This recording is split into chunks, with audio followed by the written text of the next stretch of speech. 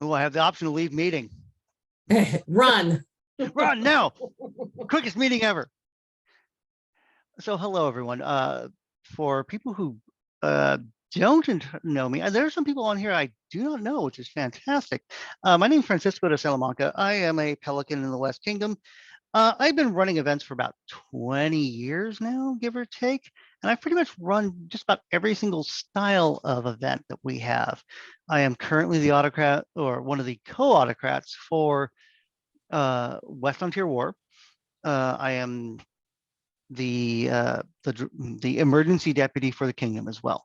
So I have a little bit of knowledge on how to run events, and I'd like to try and share that with you guys this evening. I would love questions because like I said, I've been doing this for a couple decades now, and there are some things that I will not remember to be a problem, and I would love to actually answer those questions in a more modern fashion, because some of these things I would say I would run like a newcomers tournament, but I did that like 15 years ago.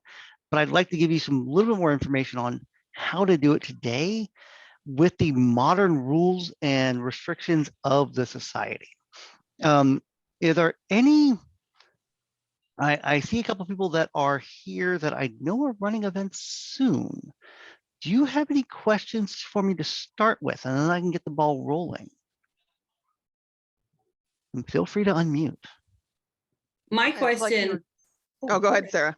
No, my question is just kind of standard for a lot of these. What's a skill set? What is the basic skill set that an event steward needs? That's a good question. The basic skill set is a little bit, I would say about 50% time management, basically being able to timeline out what needs to be done when, but the majority of it is working with your volunteers, understanding what their needs are, what type of an event you're running, and like what resources they're going to need, when are they going to need help, and to make sure that they don't get into the weeds, a few weeks before or even the day of. The key to a successful event is to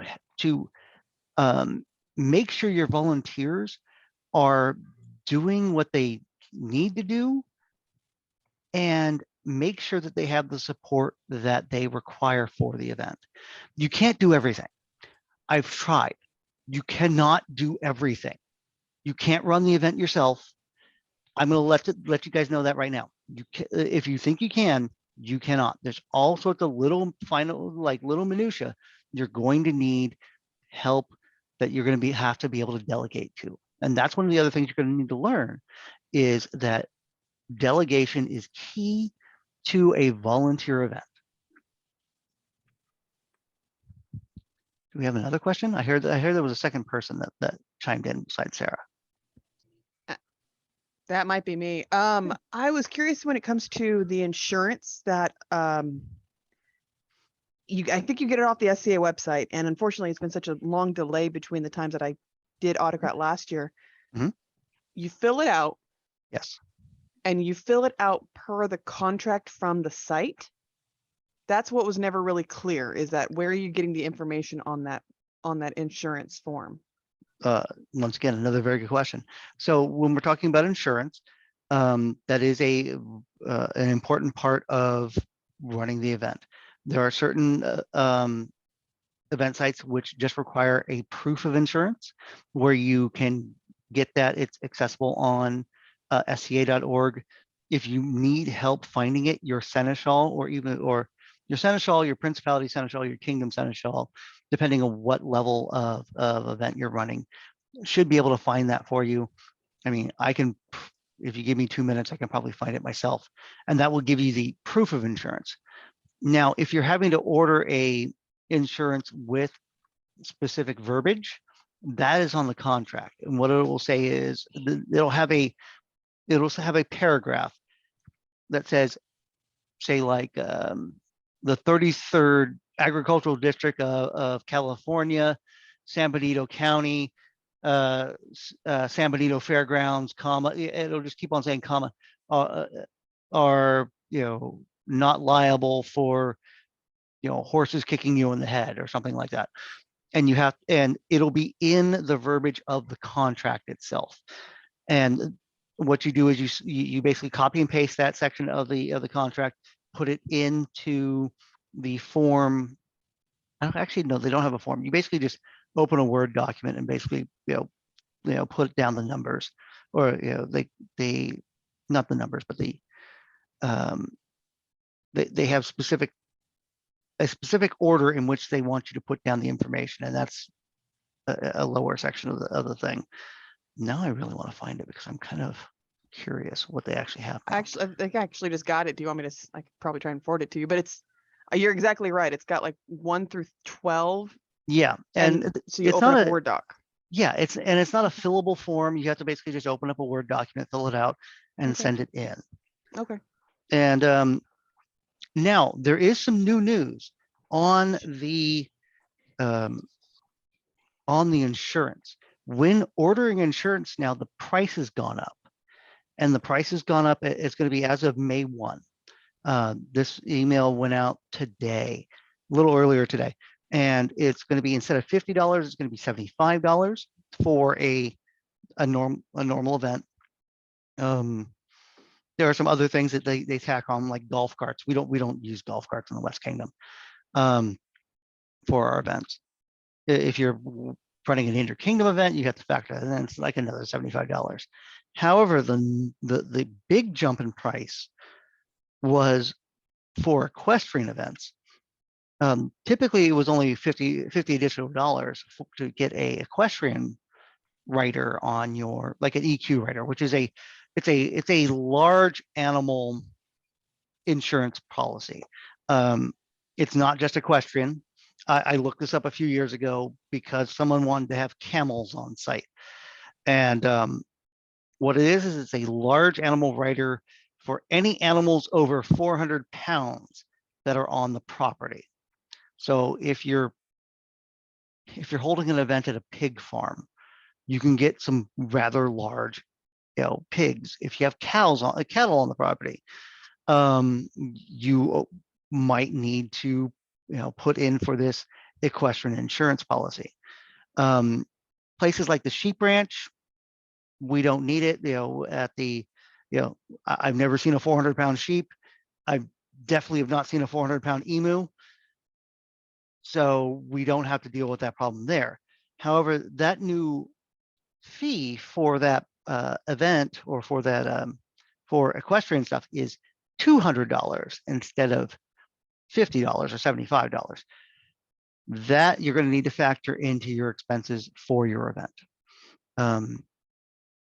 It is a larger sizable chunk of money that, as of April 1, we are going to have to factor into our equestrian events. And once you filled out that paperwork, that Word doc, you send that to the Seneschal, correct? You just email it to them. You email it to the Seneschal, or you can email it directly in, depending on how you're paying for the insurance. A lot of the times the exchequer will send in a check and say it's for this event, and then you send in the form and then they match the two up, and you can, and it'll be processed that way. Or there is the ability to pay via credit card. You can do that and be reimbursed upon approval by your group, be it your local group, your principality, your kingdom. And but you want permission before you do that. Any expenses that you are doing for the event, you want approval for. Does it come back to us, or does like you forward the form to them, they have to check now and they forward it along where it needs to go, or does it need to come back to you at some point? What will happen is that the insurance form, once it is completed, you as the event steward will get mailed a copy, and then they will mail a copy to the mailing address of the event. Okay. I've been checking my mail and I haven't seen anything come in. I'm like, did I do this wrong? No, you should be getting a physical letter Okay. from SCA Inc. sometime in the near future. If you have, when is your event? May Cornet, Oh, next end of next month. they have been delayed on some of their insurance processing recently. Okay. So Okay. I would say touch base with them in the next week or so. Just reach out to SCA Corporate. You can call them up and just say, hey, I put in an event, an insurance request. What's the status on that? And they should be able to get back to you. Maybe they'll be like, well, we're waiting on the payment from your exchequer. And then you can yell at your exchequer. Got it. Or you can go, here's my credit card, let's get it done and we'll deal with it later. Perfect. Okay. So I'll keep an eye out for that. And I do see Reese's comment about it taking about 30 days. So I won't worry about it too much, but it's definitely for future where I Yeah, was never told that process and it was just more of the do A. Okay, but there's other processes. No, Yeah. just do A. You're supposed to do it at least 30 days out. Yes. There is emergency situations where they charge you a late fee, but you can get it done like within a week. I've done it within a week. That was when we had to basically have emergency crown because it flooded out. And I had 5 days to basically put together an event. What do birds fall under? Because I'm trying to get a group of falconry people to bring their falcons. Okay. Birds, as in falconry, I have not seen any additional insurance required, Okay. which is kind of interesting. I mean, they are, they are wild animals. They can do some significant damage, but we do not have any sort of specific falconry insurance. Okay. We have golf cart insurance, not falconry insurance. Oh, that's terrible. So there are, if there aren't any more questions, I will kind of get started with the basics. There's So actually a couple questions in the chat for you. Oh, let me. yeah, I had posted there. Can you just kind of run through the creation and the entire process of what we basically need to do, starting off with basically, I have an idea. Who do I go preach my idea to get this craziness started? Well, okay, that's well, is it a local event? Is it a principality event? Is it a kingdom level event? And is it in the West Kingdom? The West Kingdom does things entirely different than any other kingdom. Yes, I'm West and Sonagwa. West and Sonagwa. Okay, so it would be in the Principality of Sonagwa. Is it a specific local group? Is it local? Is it a specific concept? The event in specific that I'm talking about, I actually already have on the calendar. Okay. But I've only been to a handful of events myself. However, I think it's kind of good knowledge for everyone to just kind of like, okay, we have a crazy idea. Where do we start and how do we go from there? Okay. My personal one is an arts and science event, and I would like royalty of some sort to be there. Okay. So let's start with a local group arts and sciences event. I am running one at the end of July. I'm running Darkwood Arts and Sciences. So let me walk you through the process that I would go through. Oh, someone, are we okay? Are we muted? Okay. So the first step is go to your local meetings, get involved. Volunteer, talk to them, and see if there's an interest in the local group to have an arts and sciences event. Some people might say, I don't have the bandwidth right now. If you can't get buy-in with your local group, it becomes very difficult to run the event. Let's be realistic, burnout is a thing. And some of our groups are burnt out and crunchy right now. Some of them are coming back fresh and new from COVID. Others are basically I was in the trenches the entire time while all you guys were taking a break during COVID. Where the heck were you guys? So figure out whether or not it's the right time to run the event. And a lot of times people, when they hear, I have a new idea, I want to do this, some of them will be like, you know, I was tired, but I'm in now. You let me know what you need. So once you get buy-in from the group, talk to your seneschal, go, look, we need a date. Sometimes you might not be able to get a date for a year out.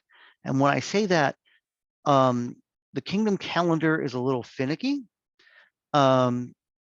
Depending on who is the seneschal all the time, they basically open it up at certain days. And sometimes it is you get one event, and then the next month you get to open it up for another event. And then afterwards, after that, you can fill in all the little local event stuff as it goes, as you see fit. The other thing that you need to remember when picking a date is look to see what the availability is and what your local groups nearby are doing. Most of the time, the calendar deputy will catch and say, hey, there's an event like 50 miles from you, which is kind of similar. Like they're having a heavy tournament, you're having a heavy tournament, you're going to split attendance. A lot of the time, the calendar deputy is really good at that. Sometimes they don't catch it, especially if you're in a like a shire close to the border with another, in a principality close to the border with the other principality. Sometimes they might not see that connection and might not know how those groups play together. So when picking a date, figure out what time of the year would work best for your local groups as well. Just a little thing. It's kind of to maximize the attendance. It is to make sure that you're playing nice with your neighbors, and overall, just it's going to make it so your event is a little more well attended, and I think people will have more fun. So we got that part down. Your event is scheduled, and you're the event steward. You've got it. Congratulations. The next step is you're going to need to start figuring out your page copy. Page copy happens 2 months out, give or take, depending on when your event is happening. I'm going to say 2 months. It's a nice round number. And you got to figure out your page copy. Your page copy definitions are found in the page, where the site is, your contact information, directions to the location, the cost of the event site. We can talk about costs and stuff like that as well in a little bit. I would like you to run events which are cash positive.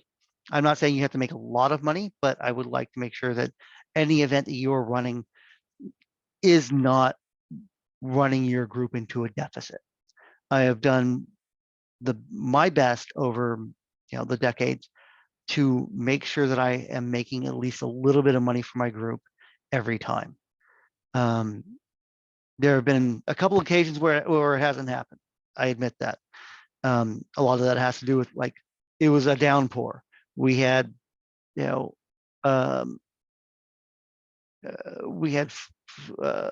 food overage costs on the feast, stuff like that.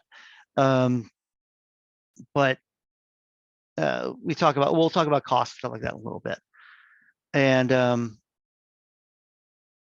but yeah, I think really the date and getting the page copy and sealing that in, getting it onto the Kingdom website, making sure it's on the website, because I've been seeing a lot of the times recently where it says the event is on the website, and then you click on the link and it says more details to come.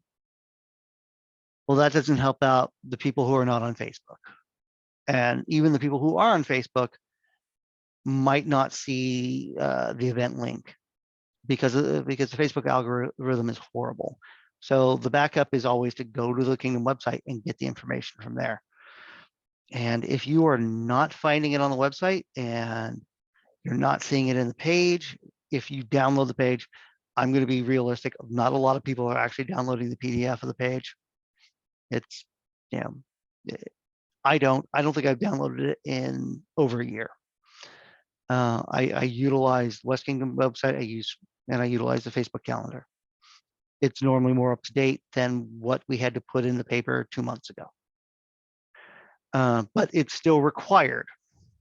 It is required to have an official event. You have to get it into the printed copy of the page.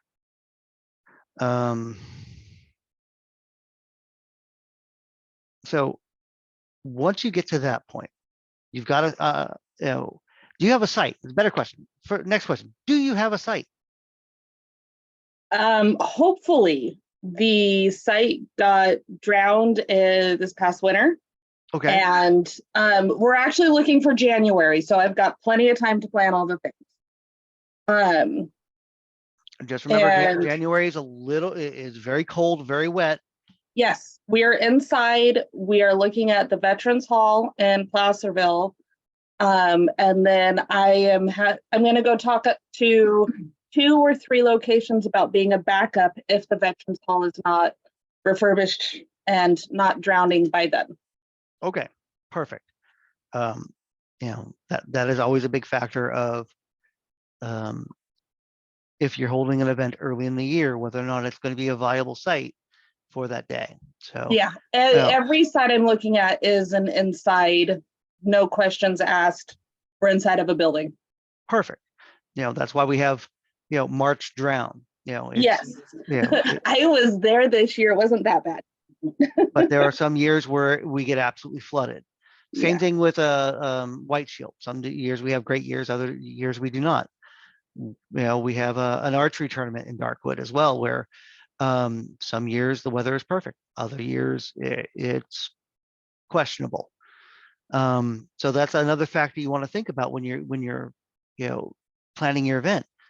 Yes, I could have an event in, you know, early March, but is that going to be flooded out? Or on the flip side of that, I want to hold an event in October in the, you know, Sierra Nevadas. Is it going to be on fire? You know, there are things you want to. You are not wrong. Right. So, so there are things where, you know, do you hold 12th night in Reno? No. And I did. Why? I was the seneschal who actually, you know, okayed the 12th night in Reno. So anyone who got snowed in, I'm sorry. But we, you know, the site was great. The kingdom made money at that event, and you know, the people who got late checkout were kind of stuck. Everyone who else who left out at their regular time got over the pass. I also did the October Crown in Quincy as well, where it snowed. It froze over. So learn from my mistakes. And Noted. factor in the weather. Yes. Factor in what the potential weather could be. You know, the storm in Reno was a once in a century freak snowstorm that happened, and it happened that day. Are we ever going to have 12th night in Reno again? No, because of that. Do you have any advice on how to work with landowners who have never hosted an SCA event before? I mean, how do we find land? How do we find a space? You know, that's a fantastic question. We have a couple places like the Sheep Ranch, which we have that we have a long-standing agreement with, you know, to work with them about. And sometimes it's just, you know, I know a guy who knows a guy. You know, especially in these rural communities, you know, I know a guy that knows a guy is how we get, you know, certain sites. Duncan's Mills is one of those sites that we used to use quite often. You know, we use the cow pasture in the back area, and it was just someone that I think Bailey knew. The problem is that the current ownership is a brother and sister who jointly own the land that don't communicate and get along. That's why we haven't used that site in a while. So it's few and far between where we actually find a piece of property that is more than happy to allow us to use it. Lake Concow is a fantastic example of one that we are going to be using a little more often. We just use it for Sonogwin Cornet in fall, and we're using it for Kingdom ANS in early June. And the owners of the site are related to Thorfinn the Cruel. So we basically have a in there. That's how we get into those locations. Things like Boy Scout camps are, it's kind of a, do we know a Boy Scout? Do we know, the parent of a Boy Scout? Masonic halls, another, Masonic halls, Oddfellow halls, that sort of thing. Do we know a Mason in the local area? It's kind of a who you know sort of thing for a lot of the places we currently use. Like if we wanted to use which we have in the past, the Masonic Hall in Mountain View, all we have to do is contact Leon von Schrecken, and he'll just set it up for us. If we wanted to use one in San Luis Obispo, just I'm throwing that out there. Say San Luis Obispo, we would just contact Shimon Levi, who is a Mason down there. If we wanted to use a Grange Hall in Alicia, we talked to Donovan, who is on this call, kind of in the corner with Sarah. There are, it's a really a who you know sort of thing, and if you are looking to reach out and create a relationship with a location, more power to you. I hope you get the support of your local group to do so, because sometimes you might require work parties. We had to do that or Barony of Alicia did that for Mad River Hospital, their site. They would go out and pick up. We would hold the event in a horse pasture up there, and they would come in a couple days before, after they moved the horses out of the horse pasture, and clean up the pasture as much as possible. So at West Ontier, we're going to work with Lyle, who's the owner of the property that we're on, to clear out the brush and make sure it's soft enough, or not too soft to camp on about a week or two before the event. So there are things you can work on with the local groups and local properties and structure, like facilities, build a relationship with them. How you start that relationship could just be, I know a guy who knows a guy. And Francisco, you have a hand up. Reese, yeah. I wanted to answer Matt's question and also toot your horn. Francisco built us a site database a while ago that has sites that we have longstanding relationships with. Yeah.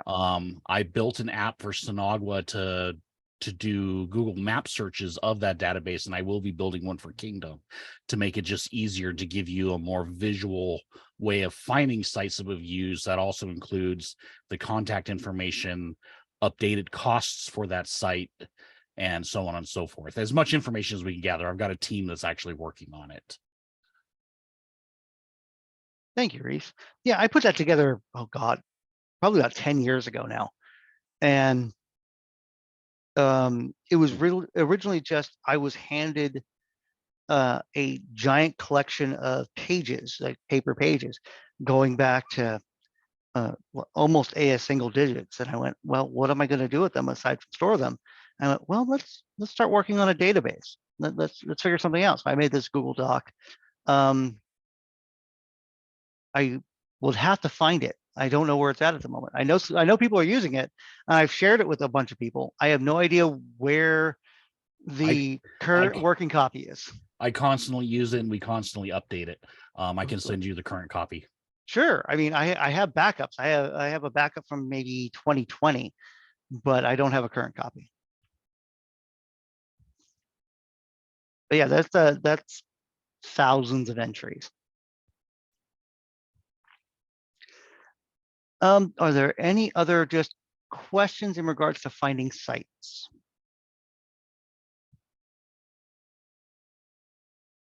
There are multiple pages, so I had to scroll back and forth. So what are current budgeting concerns for like breaking down? We're trying to make sure that the event doesn't end up costing, but then also staying within a certain budget of like the $25. Sure. What type of event are you talking about? A day event, Well, a camping event? Well, I would say a camping event. Okay. So there's got to be like some kind of budget that we're working within, you know, say it's a crown event. You know, how are you budgeting for that crown event if you expect like 400, you know, paid admissions? Let's go with you'll say 400 people is a good round number for a kingdom level event right now. Your costs are going to vary depending on the type of amenities that the site has. Let's take because we use it so often, Bellotto Park. And on the other hand, the Sheep Ranch. Two sites we use pretty often with a similar amount of attendance for each. The big difference is that the Bellotto Park, we do not need to purchase dumpsters, and the number of privies we have to purchase is reduced significantly because there are flushies on site. Versus the Sheep Ranch, where the dumpster has to be brought in, twice as many privies have to be brought in, additional hand washing stations, you know, things along those lines. I mean, then you can nitpick the little details of the additional toilet paper, glow sticks, you know, that sort of thing for your expenses. But for the most part, privies themselves are ridiculously expensive. They're absolutely ridiculously expensive. Hang on, let me see if I can find something real quick, because I have numbers for West on Tier. Our numbers for West on Tier, the privies alone are over $15,000. Hand washing stations are approximately $800 a piece for the week. That includes the rental and the gray water service for them. And gray water service has gone up 20% over the past 2 years. So these are things you're going to have to factor in for primitive sites. So the KHTI site right now is going to be very primitive. So you want to factor, you want to see the best, you want to get the best deal on the land as possible, because the majority of your budget is going to go towards dumpster and bathrooms. That's actually not a great example. KHDI handles the privies. They are? We have a vendor in Mariposa that is half the cost of anywhere in Sacramento Valley. Holy crap. So the way that KHDI handles it is that we get the privies on the site. You just pay us for the privies. That is brilliant. It's The fact- $1,500 right now for privies, for 10 privies. Fantastic. So let me point this out to everybody else. And it is, remember how I told you about the you know, I know a guy who knows a guy. That's what we're doing with KHCI. They have you know, built this relationship with this privy company, and they're going to have this continued relationship with this privy company, even when we are not renting from them. If other groups rent from this rent the KHCI site, they're going to be able to work this deal in. So, you know, so use those sort of resources to your benefit to make sure that your budget is as streamlined as possible. Thank you, Reese, by the way. You're very welcome. Yeah, but there's plenty of sites where the privies themselves are going to be the majority of your cost. And it is a ridiculous amount of money. So if you can find locations that have flush privies and have potable water and dumpsters and things along those lines, you can easily budget for more for the event than you normally would. Does that help answer your question a little bit? No, absolutely. Yeah. Okay. The other factor that I would, is there a precedence for, hey, we found this absolutely amazing site, but, we're looking at, it would need to be, instead of, for example, $25, it would need to be $30. Is there a, no, you just can't do that? Or is that you have to take it to, get the buy-in ahead of time, or?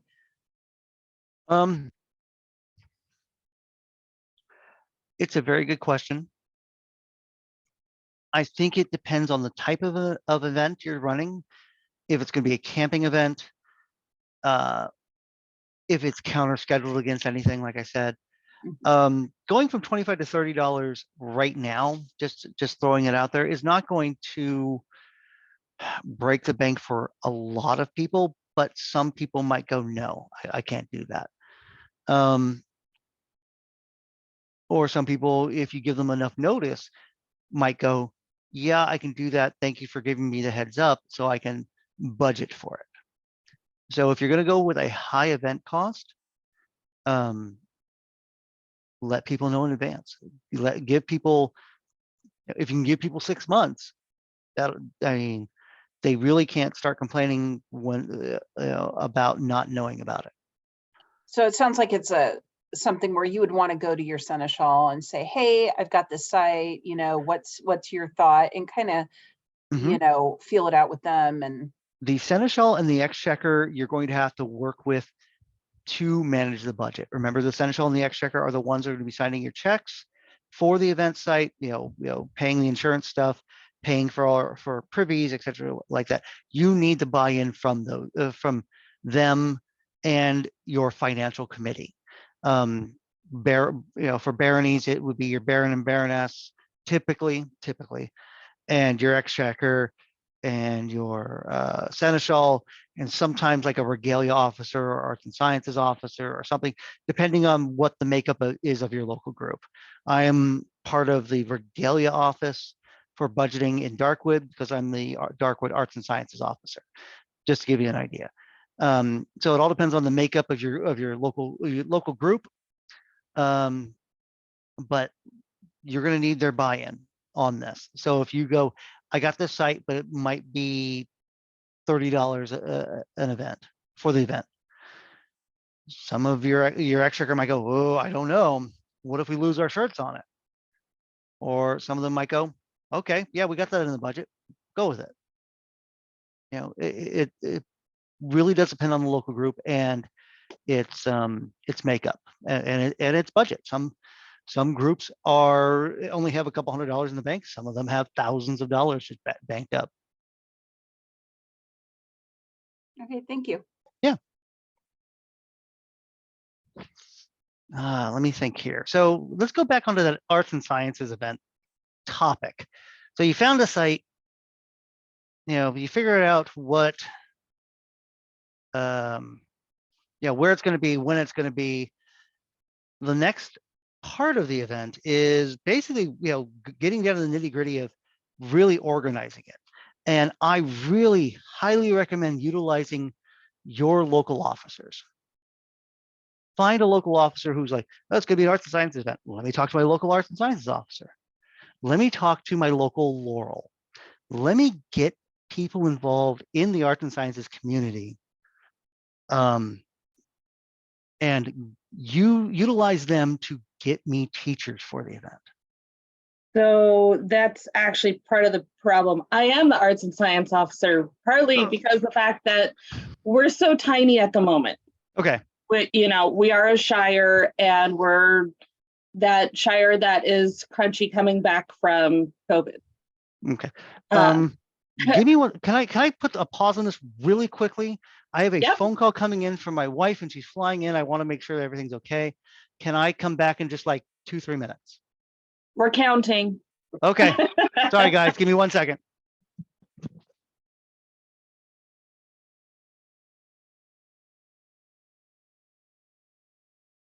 This would be a great time for a bard.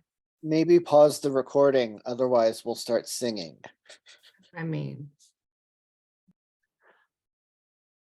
Go ahead. Okay. So where were we at? I'm sorry. It was the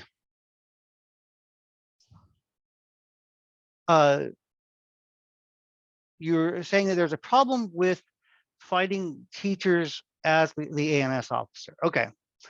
So not necessarily completely yet. I'm doing my best to go to every event I possibly can to get to know more people, and I'm putting myself out there in ridiculous amounts. Okay. I didn't catch what your local group was. Mountains Gate. Mountains Gate. Okay, there's not a whole lot of people over there right now. No, there's really not. I am getting help from as many of them as I possibly can, but they all Okay. have lives too. Yeah. Mountains Gate, that's like cool in Auburn, isn't it? Yeah. Yes. Oh, good luck to you. No, we don't have Auburn. It's El Dorado County. We are looking at expanding though, and well, that's a conversation for another day. So if you cannot utilize your local members to help you get ANS classes, go the next step up. Go to your go to the principality ANS officer and say, hey, can you give me some suggestions of people to talk to? Not necessarily asking them, hey, can you do the work for me? But can you give me suggestions of people to talk to in the area that can help me get an ANS track on, at this event? Isn't that Luigi? Well, he's the kingdom. He's Kingdom. Okay. Yeah. Is he on here? Is His No. Excellency on here? No, but I have been having conversations with him in regards to defeating him in arts and science battles. Oh, that sounds fantastic. Yes. And he is an amazing resource. He is he is absolutely fantastic. But yeah, utilize your principality ANS though as well. You have a principality ANS officer. They may have been in longer. They may have more contacts. They may have people that they can suggest for you to go to get the ball rolling on this. You can also post in the Principality of Sonoma website saying, hey, I've got an event I'm planning, and I have an arts and sciences track. You might get a few from that, but the biggest way to get teachers at events, go up to them at a Principality Kingdom event and ask them. Ask them personally. Say, hey, I'm in Mountains Gate. I have an event coming up. I know you do X. Can I ask you to please teach a class? Hey, Loki, how did I get you to teach this class? You messaged me and I said yes. And then I cornered you a few times too. Yes. Cornering them can work, but a lot of people, if you just put out a blanket help, they might go, well, I'll get to it later. Okay. Well, I'll get to it later. Yeah, that sort of thing. Get your, sometimes you have to build up the courage to do it. I know I had to a lot of the time. I had people who helped me out a lot in this entire thing where over the years where I would like, look, I went up to certain peers. They're not here now. They were here earlier. Where'd they go? They're not here anymore. I saw Artos and Sayun here for just a brief minute. But I utilized them. I went and said, hey, I'm in Southern Shores and you guys are kind of the peers around the area.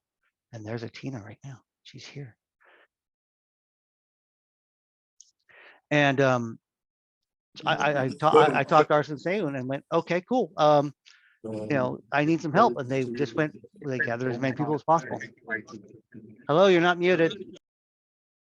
Now you're muted. Thank you. They must be in the airport. I'm going to guess Denver. But yeah, that is the best way to get teachers. Actually reaching out to each individual person and ask them to do it.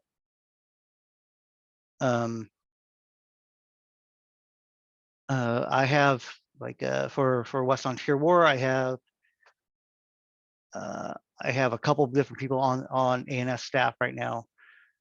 Elsa Von Orrick and Maeve are tag teaming that. Elsa is using herself along with Seamus and Snorri and on tier to physically go out and ask people and get them organized. And once they get their okay and their buy-in, they're sending them to Pumpkin, who is scheduling the classes themselves. You know, like actually blocking them off. The blocking of classes is one of the most pain in the ass things that we have to do when you're running an ANS event. I've run Kingdom ANS. I've run a bunch of newcomers events and ANS stuff, and that schedule has to be fluid up until about 3 days before the event, because you get people canceling and then not canceling and saying, oh, I don't want to be scheduled against so and so, and you just got to move stuff around and just be as flexible as possible to make it all happen. The actual schedule, use a Google Doc, move stuff around, color it, and basically look at your schedule that way, and it will make things a lot easier. It can be very stressful, and I apologize. An Arts and Sciences event is one of the hardest events to run in the SCA itself. 12th night is probably up there. I can almost guarantee you 12th night is up there. But any sort of ANS event where you're having to get teachers, get a schedule, get a site, it is the most amount of work. It is that event. A crown tournament or a coronet tournament, 100 times easier. You get the site, you look at spoon minister, wooden spoon, copper spoon, silver spoon. You got this? Yeah, good. Arts and Sciences officer. You got your classes, you got your teaching stuff?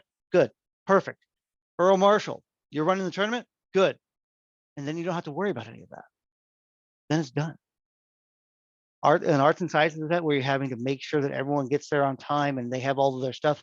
And oh, my workstation was supposed to have power and 3 tables, and I need to do a display here and X, Y, and Z. It can be rather frustrating and stressful, but it can be done, especially if you have a good team to help you. Your Arts and Sciences officer, any of your local artisans who are gung-ho on this. If you got a local Pelican who's got nothing to do and they're bored, get them to help you out. Seriously, some of them are organized, some, not all.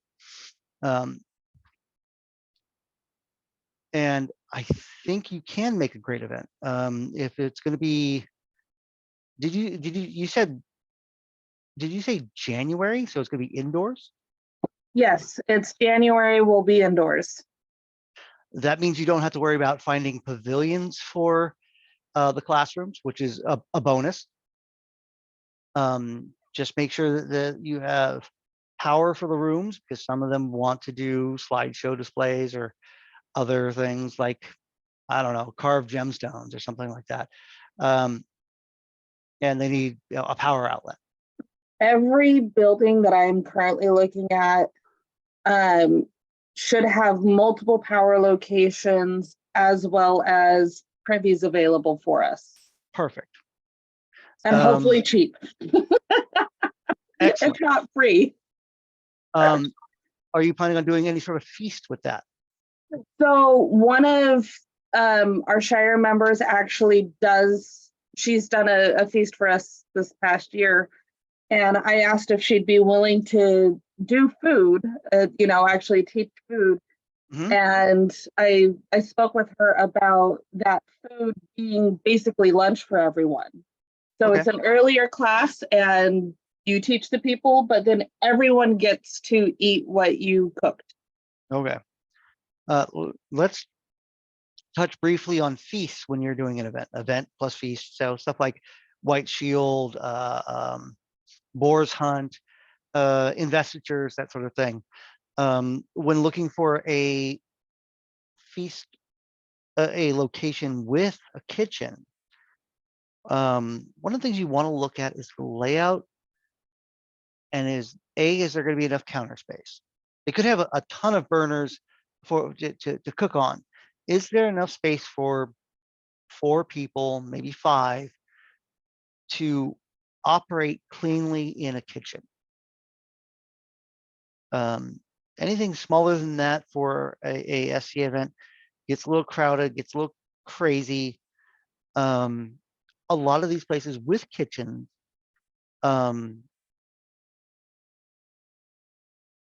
some of them are not kept up the best. So you want to look at stuff like, does that power outlet really work? Will this power outlet work with a roasting pan or a crock pot? If you plug in a crock pot and it blows out the entire kitchen, you have a problem there. So, sometimes you might want to bring stuff to test, or you want to test it early in the day. I have run feasts before where I had roasting pans in the hall because they kept on blowing out the circuit in the kitchen. Wow. So yes, That is a good idea. just as if the kitchen is not ideal, doesn't mean you can't use a site. You just got to come up with alternate ways to work around it. But crock pots and roasting pans will blow out circuits like no tomorrow, especially in older buildings. Masonic halls are a good example. Those are going to blow out like any other day. Churches, same thing. You're just going to blow them out. But yeah, if you're planning a feast, look at that sort of stuff, where the layout of the kitchen, whether or not it's going to be usable, whether or not it has enough sinks, enough burners, whether or not the ovens work. You could have 2 convection ovens and 2 standard ovens in that place, and only if 2 of them aren't working, you're screwed. Your cook could have planned for all of those to be used, and now you're going to be delayed for an hour in between courses because of it. Okay. Yeah, so it's just, those are things you're going to need to factor in when running the event. You may not be in charge of that portion, like planning the meal. You could have a person who's running the feast, but the hall is still your baby, and you're going to have to figure out ways to make things work when stuff stops working. Like, I don't know, the drains back up, or like the power blows out, or the fan doesn't work, and you've had a bit of a smoky incident in the hall. These are things that you're going to have to figure out ways to fix. And I don't have the answers for all of them, but I can tell you that working with your staff is step number 1. Work with figure out who your head cook is, and figure out if there's anything that absolutely needs to be done in the last minute.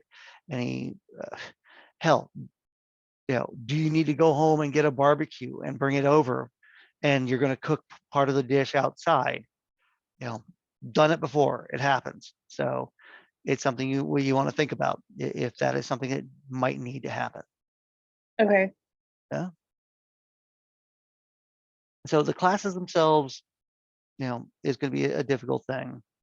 Finding volunteers to do the rest of the tasks for the event sometimes can be very difficult as well. Finding someone to run gate.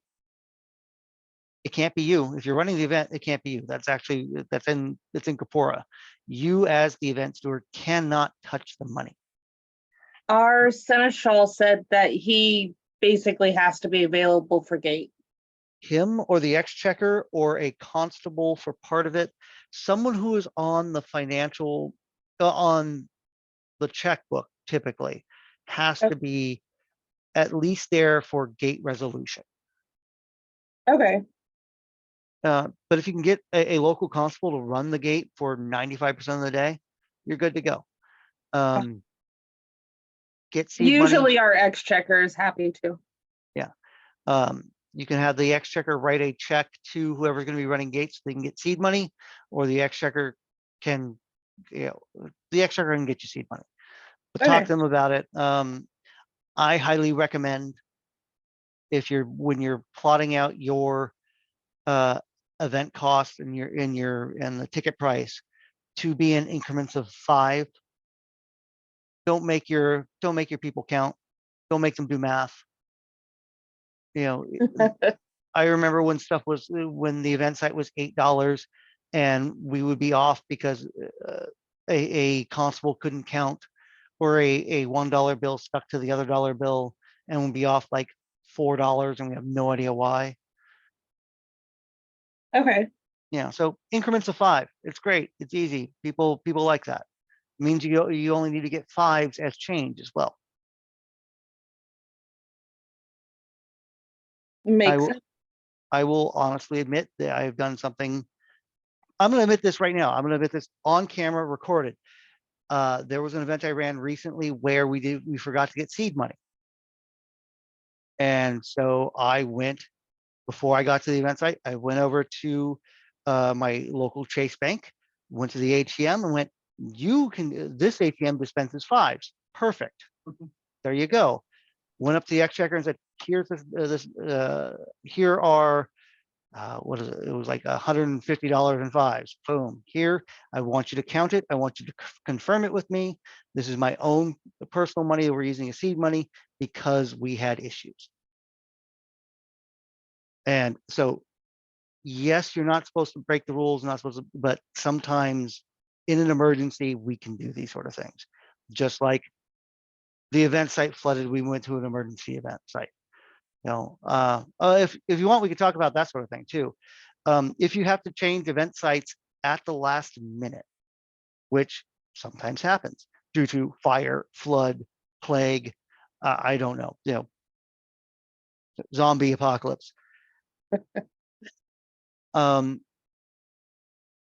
thing you have to do is when you're moving your event site, you need to contact the Kingdom Seneschal. Not your Principality Seneschal, not your local Seneschal. You got to talk to the Kingdom Seneschal, because what they have to do is they have to contact the board of directors and ask for an emergency variance. Very important. Emergency variance saying, hey, due to issues beyond our control, we have to move this event site here at the last minute. Please forgive us. And 9 times out of 10, they're just going to say, okay, good. But you have to ask them in advance. So talk to Kingdom Seneschal if anything sort of crazy happens, like, the event site, gets flooded, powers out, construction, what have you. But that's something you need to know when you're running events at any level. That's the sort of thing that can happen. Trying to think what else. Anyone have any other questions going forward?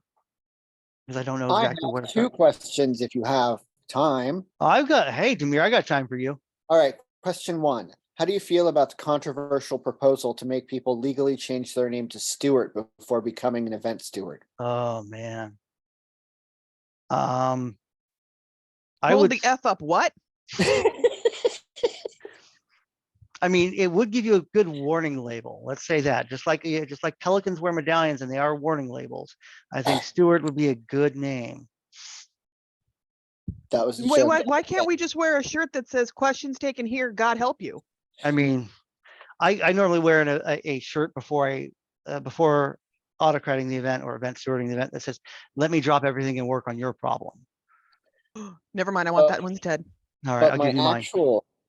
actual question is, what's your take on event stewarding when you have other jobs at events? Like one of the reasons I couldn't for the longest time event steward a missed event because I always had a job because I'm an officer. Well, I have a strong feeling that as an officer in the kingdom, be it kingdom, principality, or your local event, you should always be looking to find someone to pass the office on to once your tenure ends. So once you find that deputy, that gives them a good opportunity to basically step into your role for an event, and then you can basically review what they did right and what they did wrong. And you're also there to support them as they go, I have a question. You know, you might be busy, but you can always answer the question and then have them go do it. That's a good idea. Thank you. You're welcome. There's a lot of people on here who have not talked. I want to know what they have to say. I want to know what their questions are. You know, I have a question living up here in where it's very flamey, Ooh, flamey. very flamey. Kind of given the history of the last couple of years, what are your thoughts on always having to have a backup site if it's in a flood or fire or air quality area? And how far would you take that? Is it like, well, I've got a couple in my back pocket, but nothing official happened? I'm just kind of wondering about that now. Well, if you're thinking about it for local groups, you really, if you have bad air quality in one part of your local group, you're pretty much going to have it in the entire local group. Principality, you can move it to the other end of your principality, but people are going to hate that. Like if you're in Sonagua and you're like, the event site was going to be in Red Bluff, but Red Bluff's on fire today. We're moving it down to Gustine. People are going to be like, that's 5 hours in the other direction. What are you kidding me? You're going to get a lot of complaints with it. It is, I would like to have backup sites. I would also like to, not have California on fire every other week. I'm not going to get that. If you, as the event steward, can work with your seneschal and think about places that could potentially be backups, especially ones that are not going to cost you an arm and a leg. We have the lucky opportunity in the Mist to basically have Bellotto Park whenever we want it. I know everyone hates going there, but it's a site that I can basically drive to and say, I need an event here next weekend. And a lot of the times they'll say, we'll make room for you. It might not be in the best spot, but we can make room for you. We can't do that at Napa really that much anymore. Their organization has become a little weird. Sheep Ranch, we can only use pretty much in May in the Mist. We can't use it in June because it becomes 106 degrees there. So, finding a backup site, being able to do something like call up KHTI, call Reese, call Joel the brewer and say, hey, we need an event site for this weekend. Perfect, as long as it's not in the fire path or in the flood path or in snow. Sounds like Alicia might be a good backup site, Alicia does have degrees all year long. When we have a good site, yeah. I mean, I know we can't use Mad River anymore, as far as I know, right? Mad Mad River. River's gone. Yeah. So if we have some decent event sites up there, we can move a Kingdom event up there. People won't like it, just because of if it was in Central Kingdom and now they have to budget for going, 4 or 5 hours out of their way, they're not going to like it, but we can still make the event happen. And some of these events have to happen.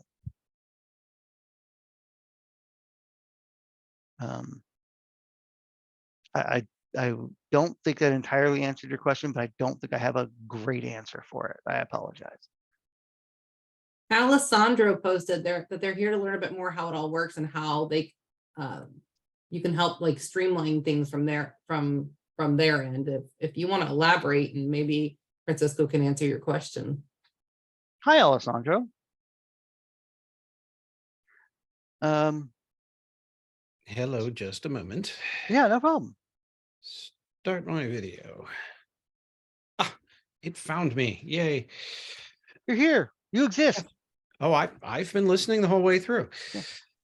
My main reason for being here, as I said, is just to learn a little bit more about the process. I'm frequently either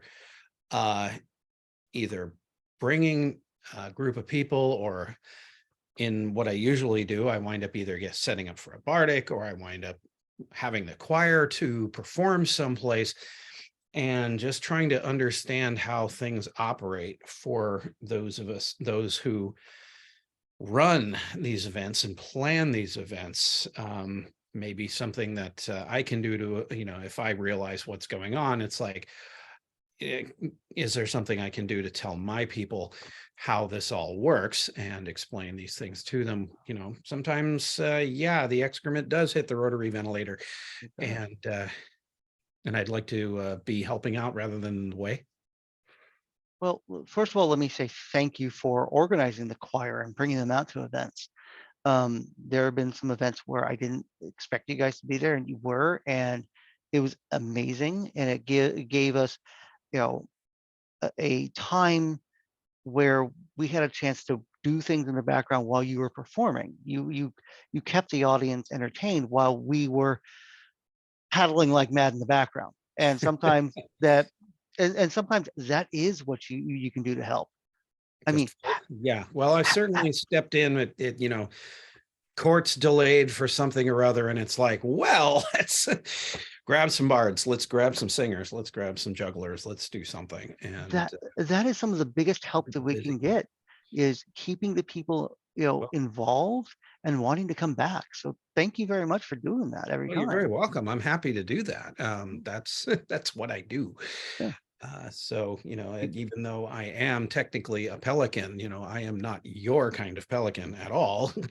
And, organizing an event is something that is just completely not on my radar at all. So I figure that it behooves me to learn more about it.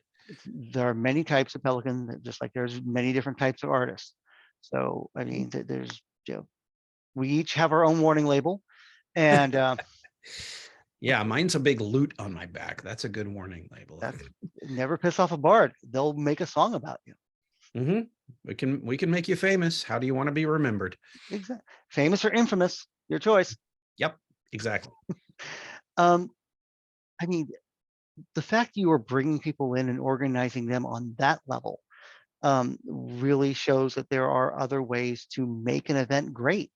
And especially at like a principality or kingdom level event, the event steward themselves are handling a lot of the little minutia, making sure that everything's happening where it needs to happen.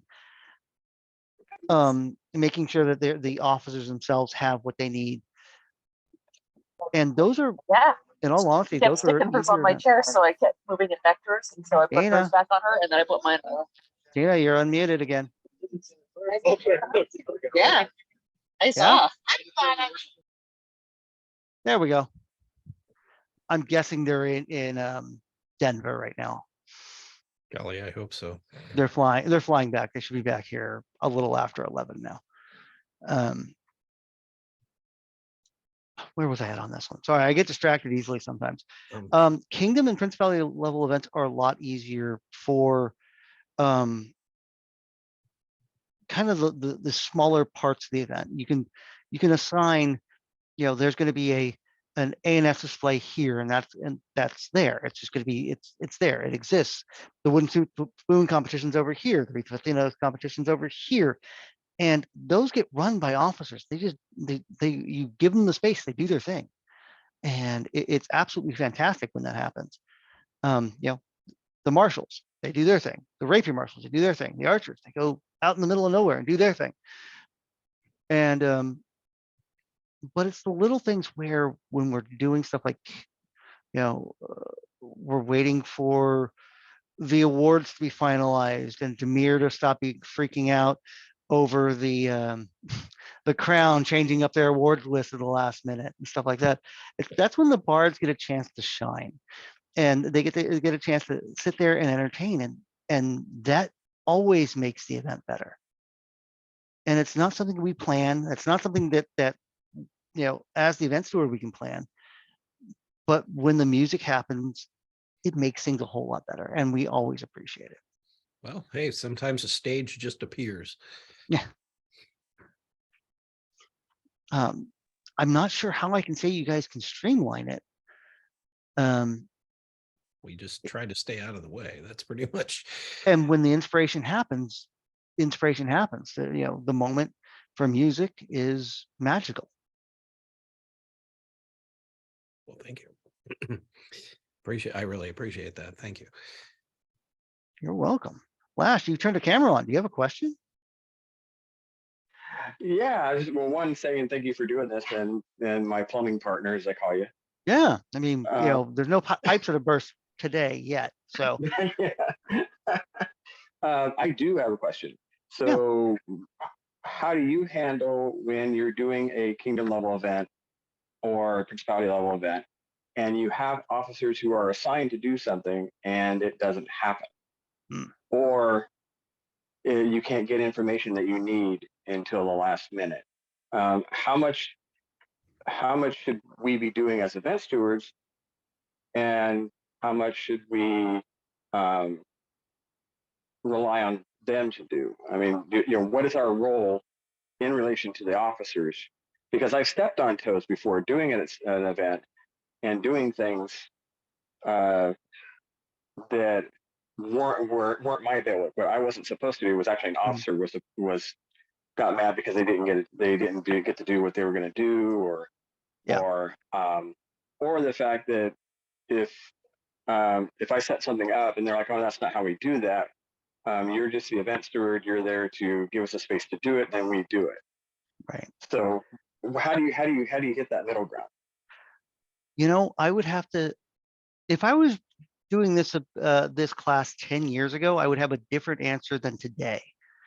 And I'm actually going to give you the 10 years ago answer on this one, because, well, let me give you both. Let me give you the today answer first. If there's an officer who's not doing their job, I look and go, how much time would it take for me to organize this part of the event? Or do I have the skill set to do it myself? And I'll look at that and go, do I have a friend or a protege who could do this at the same level or better? And if I do, I would ask them to step in, and I would talk to that officer and say, look, you have been non-compliant. I'm passing this off to somebody else. Thank you for volunteering, but I got to get this done. That would be today. But I've done this a while, and 10 years ago me, or 15 years ago me, I would have gone and said, I would have looked to my seneschal and said, look, so-and-so is not being compliant in this. I need help getting them to respond or let me know what's going on.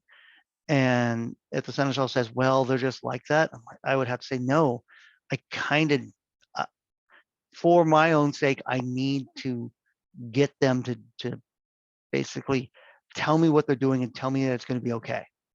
Because if not, I'm going to spin my wheels and I'm going to be a little stress monkey up until the day of the event. And there are some people who do things at the last minute. We have some very good procrastinators in the society. Some of us are last minute things, as in death from Discworld.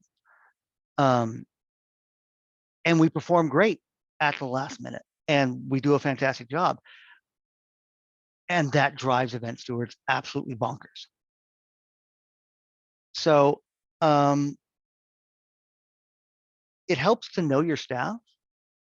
It helps to know whether or not they are last minute people. if they are just stressed and drop the ball, and you know they're having problems with work, or you're having problems with home, or their kid's sick, something like that, maybe you need to sit down and talk with them and say, hey, is there another person I can get to at least help you with this, or can I get someone else to take on this task, because I'm worried about you, and we want to make sure you're okay. But we also need to make this thing happen at the event. So there are ways to talk to people about it and say, yeah, we need to get this done in a calm way, and try to make it so you're not trying to take away their job, or ostracize them, or say you're doing a horrible job. There are ways to do it, and that would be how I would do it now for that part. I don't know if I could have done that portion of things 10, 15 years ago, but that's how I would do it now. And sometimes you just have to take it from the person and just say, look, you're screwing up.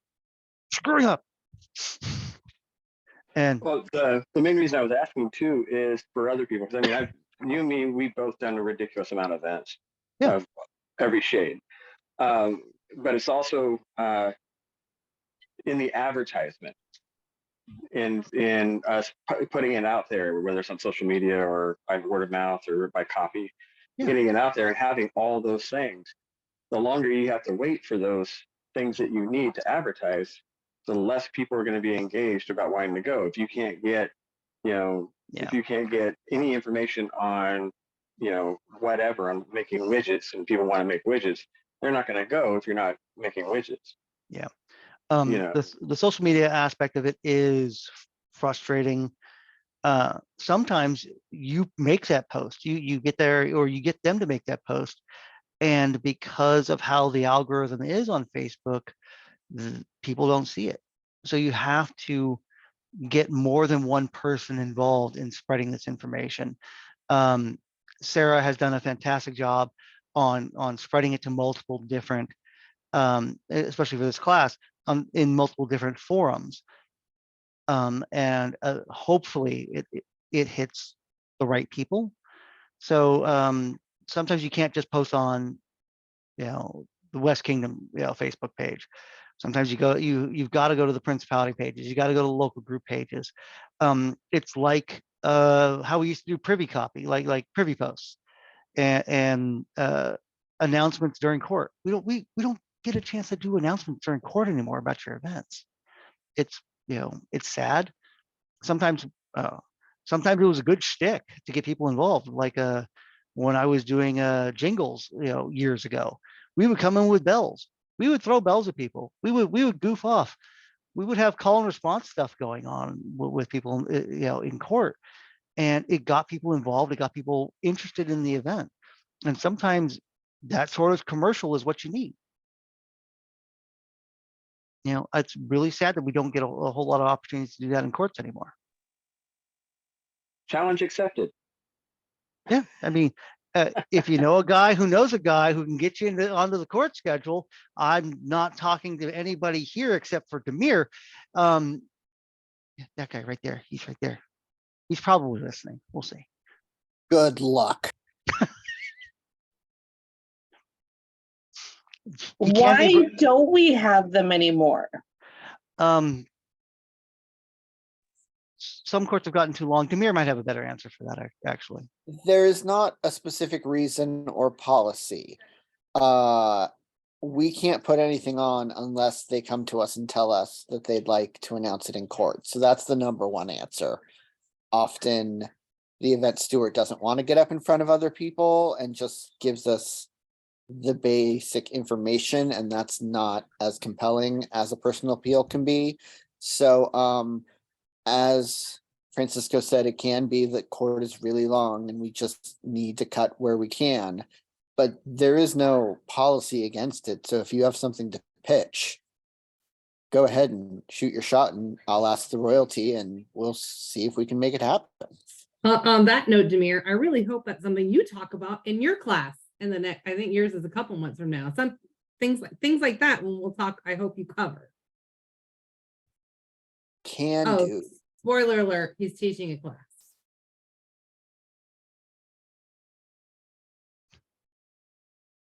thing. So if you can, do an announcement in court, you have a captive audience that's sitting there and get some bards looking at you, Alessandro.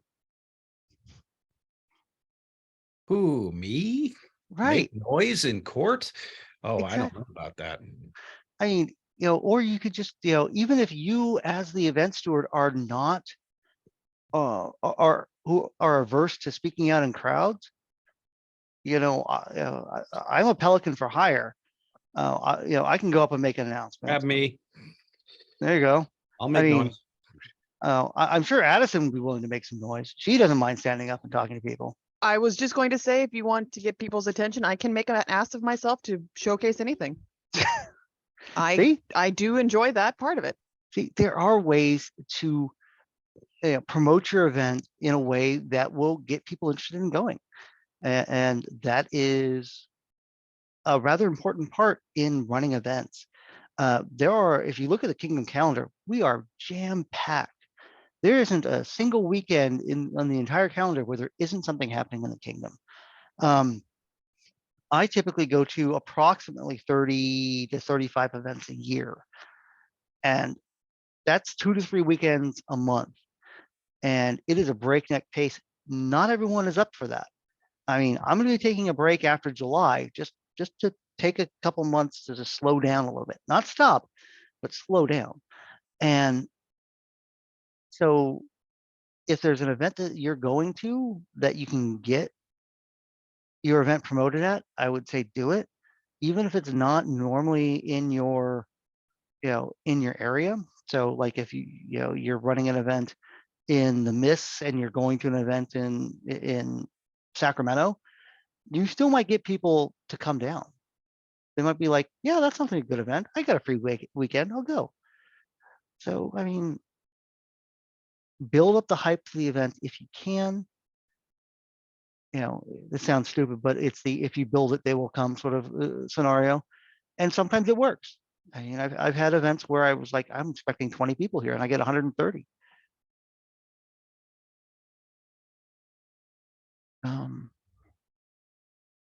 Trying to think of other things that really need to be talked about for autocrating. I mean, I think a lot of it depends on the type of event we're running. And like I said, utilize your officers. After action reports are a thing. Talk to your exchequer. See if you guys made money. See what worked. See what didn't work at your next local group meeting. See what they want to change next year. See if they want to keep doing this. I also recommend if you have an event and you've been doing it for a few years, the exact same way every time, you may want to start switching it up or adding things to it. Events that have the exact same happening at them are great, but you're not going to increase your attendance. You're not going to increase your draw.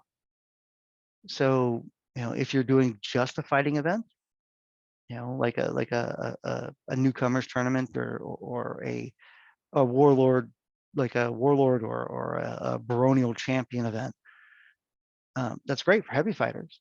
Maybe you should add in a rapier tournament as well. Get a rapier champion, or do a Wreath of Athena style display of local people and see if you can bring in more artisans to that event. A event with pretty much one thing going on at an event, will bring in one specific type of SCA participant. And we are a very, very, very diverse group of people with a lot of different hobbies. And, we're a hobby made up of other hobbies. And limiting it to one or two of them kind of limits the number of people you're going to get at your event. Just something to think about. You may have covered this at the beginning. I came in a little bit late. But can you point folks or me or whatever to data repositories of processes and procedures? Like, is there a good place to find handbooks and, you know, written resources? There used to be a West Kingdom handbook for autocrats. Let me see if it still exists. We have the Autocrat timeline, Steward timeline, Perfect. the one that Sunwolf just posted. Yeah, okay, so it's in the chat room right now.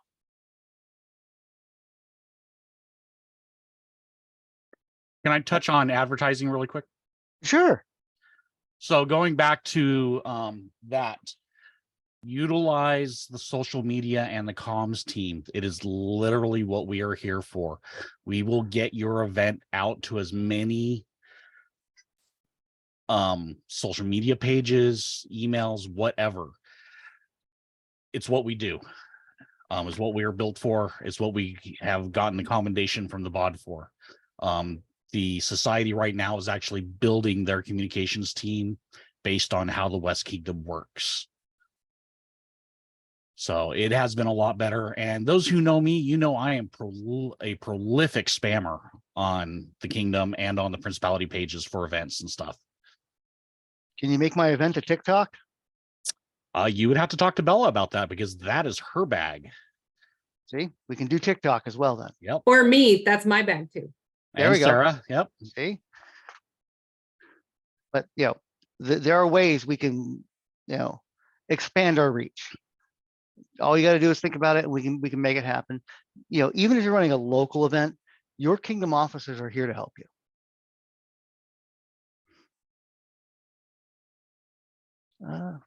Is there anything else? I see my wife posted in chat that she's also a Pelican for hire. That's very nice. What are some things to make sure you avoid, especially if you're new to running an event, like rookie mistakes to avoid? Rookie mistakes to avoid are, one, don't touch the money. I mean, that's at all. I mean, if you're the autocrat, just leave it to your exchequer and senator. Just say, I need this. Go. Come on, you know, get it done for me, please, because you're not supposed to. It just becomes a big hassle. Don't hold 12th night in Reno. You know, just mistakes like that. These are mistakes I have made.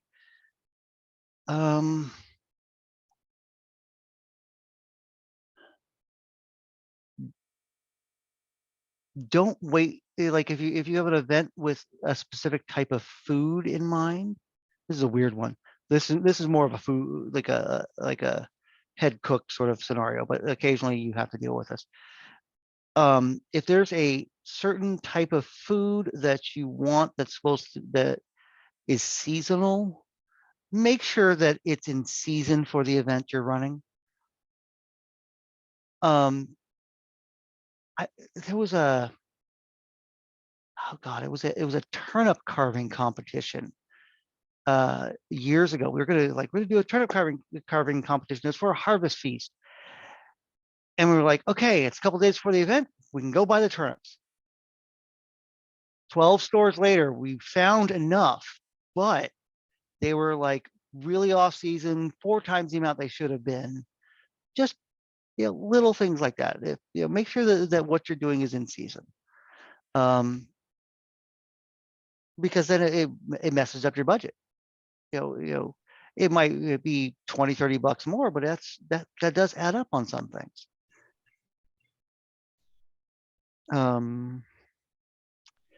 Site handouts, be careful on those. That can really raise your budget for things that, you know, for things that a lot of people don't use. Printing costs. I mean, if you don't have access to a printer or color printer, it could cost you. If you go to, you know, a Kinko's or a, you know, whatever nowadays. I would see event stewards come in with booklets, like 20-page stapled bound booklets to a local event, and that they're charging like $5-10 for. I'm like, that's the cost of this booklet. Where, you know, how are you making any money on this event. So little things like that can add up. Be mindful of. Go, do we need this? Should we have this? Is there a way to get this cheaper? If you're running a feast, you can always do donation letters to places. I know that Trader Joe's used to do a couple $100 to nonprofits. You just come in and take a couple $100 worth of stuff, and we'll see you at the checkout line. And that's a good place to get spices and some higher end things for your feast. Other local, some of your other local grocery stores will do the same.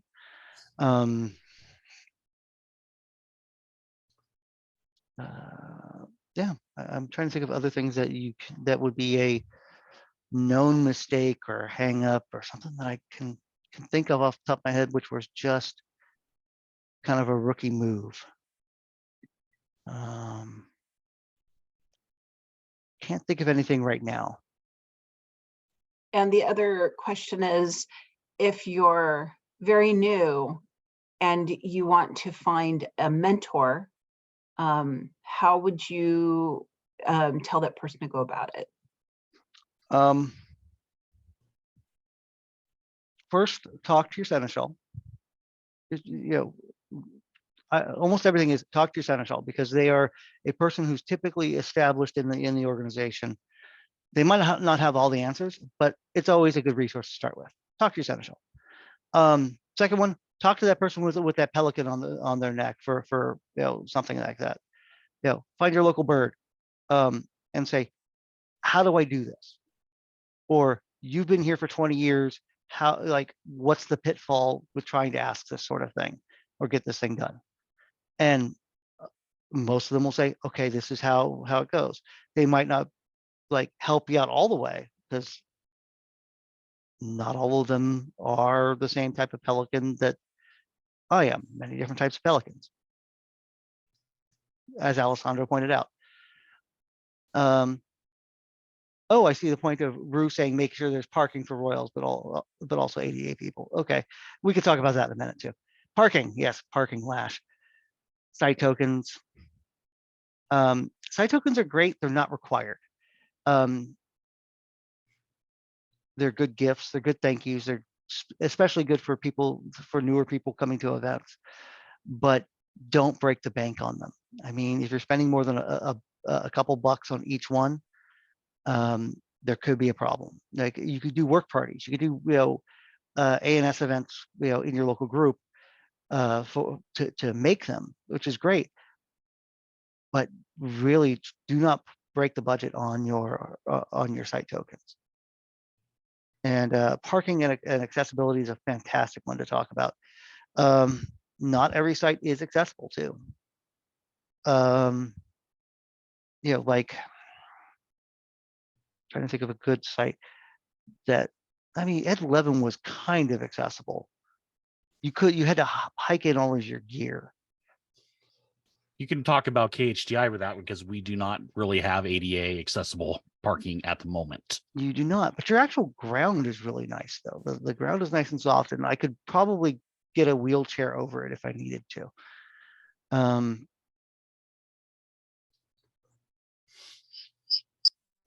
there are some sites that we use which are not ADA accessible. But if you feel that it's not going to be ADA accessible, maybe you should put that in your page copy, in your event copy. Go, look, this is a rather primitive site, so your mileage may vary on whether or not you're going to be able to get around in a wheelchair, or just bad knees. I got bad knees. Sometimes I look at a hill, go, nope, not going to do that today. And ADA parking. Some sites have parking lots with ADA parking. You may want to you may see if you can get a few extra. I mean, there's a lot of people with ADA placards nowadays. And then I normally put the royals right next to that. Whatever royals you're planning on being there, put their parking right next to the ADA parking. Typically, that's going to be the closest to where the event is going to be at.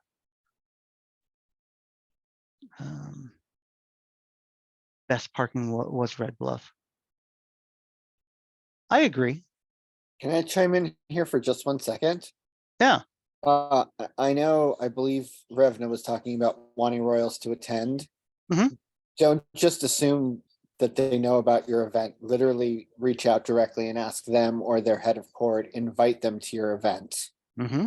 I know it's simple, but sometimes it goes right over people's heads. Yeah, you are absolutely correct. Sometimes they can't make it, though. That's the other thing, is that the Royals are on a crazy busy schedule, a whirlwind schedule for 4 to 6 months. They'll try to make it to as many events as possible, most of them. And a lot of them will be more than happy to attend if they can. And asking them really does help. I will start asking them then. Yeah. And I'm hoping with it being in January that it's enough kind of off season that, people Well- actually want to come. Well, remember, if it's in January, it's not this set of Royals, it's the next set of Royals for you guys, I think. Someone correct me if I'm wrong. It'll be 2 sets of Kingdom Royals. Right, but one set of Principality, right? Yes. Okay. Yeah, I so, have no clue. yeah, so it's not this set of Principality Royals, it'll be the next set for January. And then whoever is stepping up at 12th night is who you're going to want to talk to for January. So you won't know who that's going to be until October Crown. Okay. Yeah. Correction for you, Molly or Yeah. Revna. It's going to be 2 sets of Principality Royals because you're on the 21st. That's after investiture. Oh, okay. See, yeah. Okay.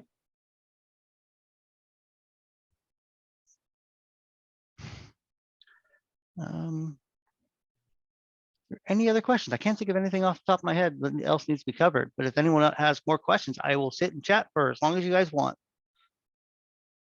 You want to come teach a class at my event? In January, Yeah. it's indoors. Yes. Okay. Send me a link. Okay. Do you have a specific flavor or a theme for the event, or is it just come and teach classes? Yes. Come and teach classes and make this an amazing thing. Okay. I will probably do my history of gemstone class I did at June Crown. I think Alessandro sat in on. I've expanded on it a little bit. Cool. This has been very interesting. Thank you. Hey, no problem.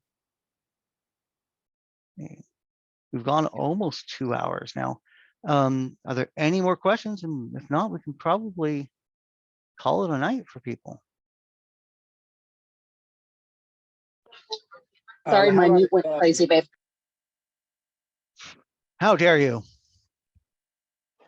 how about placing that event that she was just talking about in Placerville, putting that in the chat so we can all get a hold of it. So it's on the Kingdom calendar, but if you go to the Kingdom's Google Calendar, it has a little bit more information because I'm actually one of the people that gets to input that Okay. stuff. So we will find it on the Kingdom calendar. Yeah, I haven't figured out how to share that link. I'm sure But- Reese can figure that one out for you. Okay.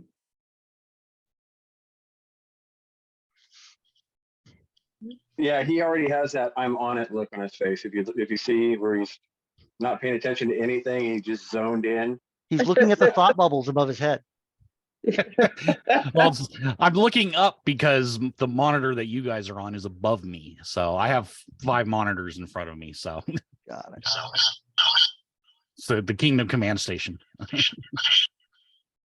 I've got 3. Who's doing that?